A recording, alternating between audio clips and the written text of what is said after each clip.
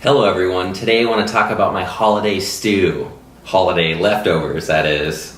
Erin and I made a great holiday stew, and I just want to share it with you guys because not only was it super nutritious and hearty, but you can also use it for meal prep or just a staple of all your great nutrients that you need to get on a daily basis. And then you can use that as a topping for your staples, potatoes, rice, pasta even. Super great on all three. I tried it, it's awesome. In order to do a meal prep with this, we took the remaining stew that we had, which was about a bowl's worth. We took all of the toppings and added yield to it to make a big batch so that therefore we could eat it throughout the week. First off, we sliced up 8 ounces of mushrooms.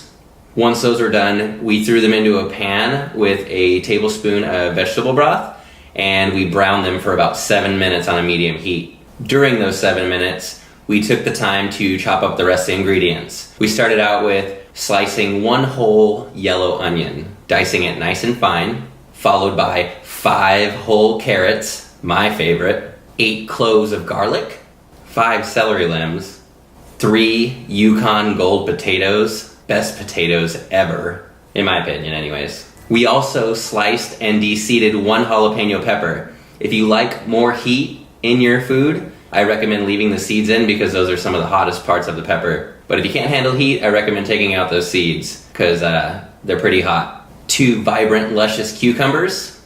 Next we did frozen peas. These are the organic frozen peas, along with organic frozen delicata squash. We added a can of green beans and a can of corn.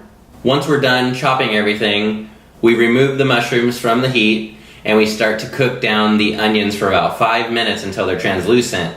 Once the onions are translucent, we add in the garlic and the jalapeno and we cook those until the garlic is browned.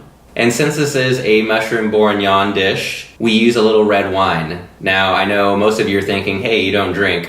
Well, when you're cooking with wine, the alcohol actually burns off. So it's just a little bit of wine. You don't taste it in the dish. It is required, but you don't have to use it. This dish is also inspiring for me because I had this dish at Moby's restaurant in Silver Lake, California called Little Pine. Super great restaurant. If you guys are in the LA area, it's a great restaurant. I definitely recommend that you try it. And shout out to Moby for having a vegan restaurant that literally all proceeds go straight to animals' rights.